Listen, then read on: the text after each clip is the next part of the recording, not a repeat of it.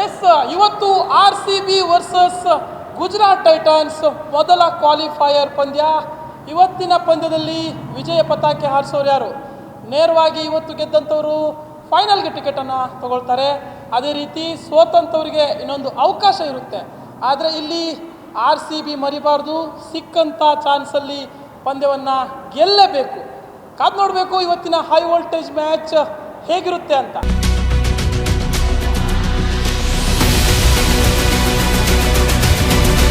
S, ಇವತ್ತು qualifier 1 ಪಂದ್ಯ RCB ಹಾಗೆಯೇ GT ಗುಜರಾತ್ ಟೈಟನ್ಸ್ ನಡುವೆ ನಡೀತಾ ಇದೆ.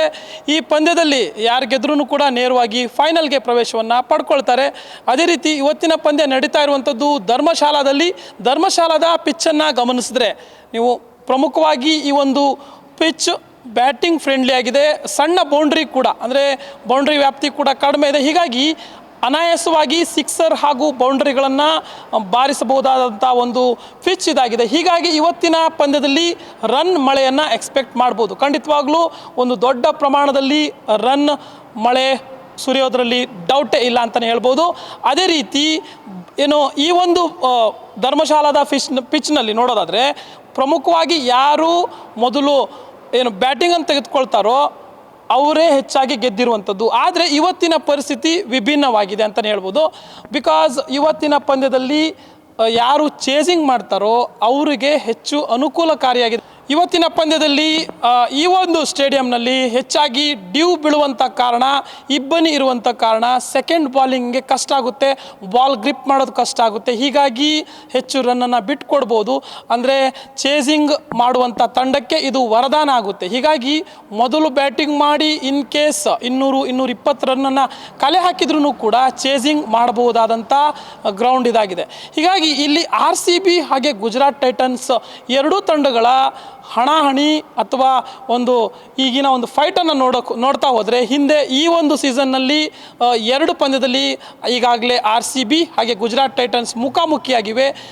ಏನು RCB ತನ್ನ ತವರಿನಲ್ಲಿ ಚಿನ್ನಸ್ವಾಮಿಯಲ್ಲಿ ನಡೆದಂಥ ಪಂದ್ಯದಲ್ಲಿ 5 ವಿಕೆಟ್ಗಳಿಂದ ಗುಜರಾತ್ ಟೈಟನ್ಸ್ ತಂಡವನ್ನು ಸೋಲಿಸಿದರೆ, ಅಹಮದಾಬಾದ್ನಲ್ಲಿ ನಡೆದಂಥ ಗುಜರಾತ್ ಟೈಟನ್ಸ್ನ ತವರು ಮೈದಾನ ಅಲ್ಲಿ RCB 4 ವಿಕೆಟ್ಗಳಿಂದ ಮುಗ್ಗರಿಸಿದೆ. ಅಂದರೆ 4 ವಿಕೆಟ್ಗಳಿಂದ RCB ಸೋತಿದೆ, ಗುಜರಾತ್ ಟೈಟನ್ಸ್ ಅಲ್ಲಿ ಗೆದ್ದಿದೆ. ಹೀಗಾಗಿ ಈ ಬಾರಿ 1-1 ಸಮಬಲ ಆಗಿದೆ. ಇವತ್ತಿನ ಪಂದ್ಯ RCBಯ ಹೋಮ್ ಗ್ರೌಂಡು ಅಲ್ಲ, ಈ ಕಡೆ ಗುಜರಾತ್ ಟೈಟನ್ಸ್ನ ಹೋಮ್ ಗ್ರೌಂಡ್ ಕೂಡ ಅಲ್ಲ.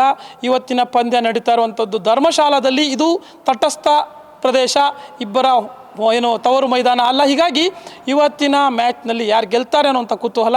ಹಾಗೆಯೇ ಕಳೆದ ಇಷ್ಟು ದಿನಗಳ ಅಂದರೆ ಮುಖಾಮುಖಿಯನ್ನು ಗಮನಿಸಿದ್ರು ಕೂಡ ಅಲ್ಲೂ ಕೂಡ ಸಮಬಲವನ್ನು ಎರಡೂ ತಂಡಗಳು ಸಾಧಿಸಿವೆ.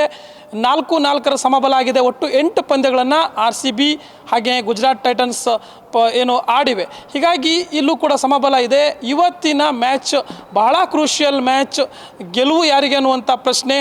ಅದೇ ರೀತಿ ಬ್ಯಾಟಿಂಗ್ ಹಾಗೆಯೇ ಬಾಲಿಂಗ್ ನೋಡೋಕೆ ಹೋದ್ರೂ ಕೂಡ RCB ಹೆಚ್ಚಿನದಾಗಿ ಬ್ಯಾಟಿಂಗ್ನಲ್ಲಿ ಏನು ಬಲವನ್ನು ಹೊಂದಿದಂಥ ತಂಡ. ಅದೇ ರೀತಿ ಈ ಬಾರಿ ಬಾಲಿಂಗ್ನಲ್ಲಿ ಒಂದು ಒಳ್ಳೆ ಪರ್ಫಾರ್ಮೆನ್ಸನ್ನು ನಮ್ಮ RCB ನೀಡ್ತಾ ಇದೆ. ಬಾಲಿಂಗ್ನಲ್ಲಿ ಸ್ಥಿರ ಪ್ರದರ್ಶನ ಕೊಡೋಕ್ಕೆ ಮುಖ್ಯ ಕಾರಣ ಭುವನೇಶ್ವರ್ ಕುಮಾರ್ ಅದ್ಭುತವಾದಂಥ ಬಾಲಿಂಗನ್ನು ಮಾಡ್ತಾ ಇದ್ದಾರೆ. ಅವರಿಗೆ ಹೇಸಲ್ವುಡ್ ಇನ್ನಷ್ಟು ಒಳ್ಳೆಯ ಸಾಥನ್ನು ನೀಡಬೇಕಾಗುತ್ತೆ. ಅದ್ರ ಜೊತೆಯಲ್ಲಿ ಇನ್ನೊಬ್ಬ ವೇಗಿ ರಸೀಕ್ ಸಲಾಮ್ದಾರ್ ಇದ್ದಾರೆ, ಅವರು ಕೂಡ ಒಳ್ಳೆ ಬಾಲಿಂಗನ್ನು ಮಾಡ್ತಾ ಇದ್ದಾರೆ. ಹೀಗಾಗಿ ಒಂದು ಒಳ್ಳೆ ಏನು ವೇಗಿಗಳ ಕಾಂಬಿನೇಷನ್ ಇದೆ. ಬಟ್ ಇನ್ನಷ್ಟು ಹೇಸಲ್ವುಡ್ ಎಫರ್ಟನ್ನು ಹಾಕಬೇಕು, ಅವರ ಸ್ಟ್ಯಾಂಡರ್ಡ್ಗೆ ತಕ್ಕಂಥ ಬಾಲಿಂಗನ್ನು ಮಾಡಬೇಕಾಗುತ್ತೆ.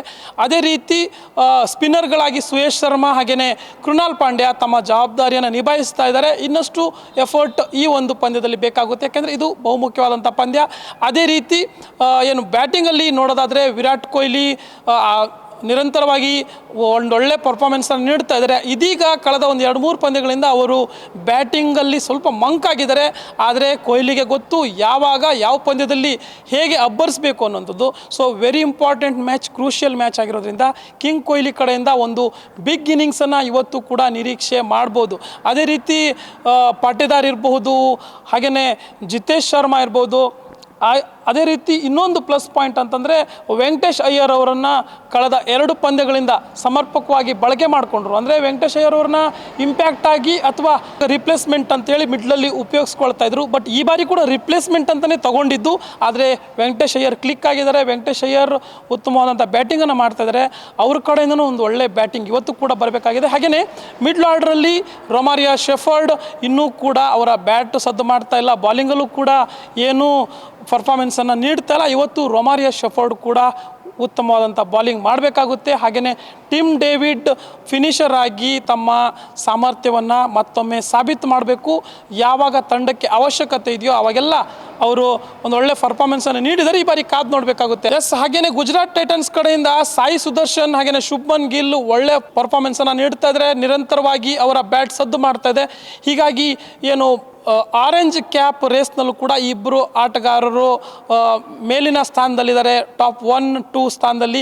ಹೀಗಾಗಿ ಇವತ್ತಿನ ಮ್ಯಾಚಲ್ಲಿ ಅವರನ್ನು ಕಟ್ಟಿ ಹಾಕುವಂಥದ್ದು ಮುಖ್ಯ ಜವಾಬ್ದಾರಿ ಆಗುತ್ತೆ. ಅದರ ಜೊತೆಯಲ್ಲಿ ಜಾಸ್ ಬಟ್ಲರ್ ಕೂಡ ಡೇಂಜರಿಯಸ್ ಬ್ಯಾಟ್ಸ್ಮನ್, ಯಾವಾಗಲೂ ಕೂಡ ಅವರು ಅದ್ಭುತವಾದಂತಹ ಆಟವನ್ನು ಆಡ್ತಾರೆ. One of the champion player. ಹಾಗಾಗಿ ಜಾಸ್ ಬಟ್ಲರ್ ಅವರನ್ನು ಕೂಡ ಕಟ್ಟಾಕಬೇಕಾಗುತ್ತೆ. ಅದೇ ರೀತಿ ಬಾಲಿಂಗ್ನಲ್ಲಿ ರಬಾಡಾ, ಪ್ರಸಿದ್ಧ ಕೃಷ್ಣ ಹಾಗೆಯೇ ಮೊಹಮ್ಮದ್ ಸಿರಾಜ್ ಅದ್ಭುತವಾದಂಥ ಬಾಲಿಂಗನ್ನು ಮಾಡ್ತಾ ಇದ್ದಾರೆ. ಹೀಗಾಗಿ ಅವರ ಬಾಲಿಂಗನ್ನು ಎದುರಿಸಿ ಇವತ್ತು RCB ಬ್ಯಾಟ್ಸ್ಮನ್ಗಳು ಉತ್ತಮವಾಗಿ ಆಡಬೇಕಾಗುತ್ತೆ. 7:30ಕ್ಕೆ ಶುರುವಾಗುತ್ತೆ. ಕಾದು ನೋಡಬೇಕು ಯಾರು ಗೆಲ್ತಾರೆ ಅಂತೇಳಿ. ಒಂದು ಕಡೆ RCB, ಇನ್ನೊಂದು ಕಡೆ ಗುಜರಾತ್ ಟೈಟನ್ಸ್. ಗೆಲುವು ಯಾರಿಗೆ ಅನ್ನುವಂಥದ್ದೇ ಪ್ರಶ್ನೆ.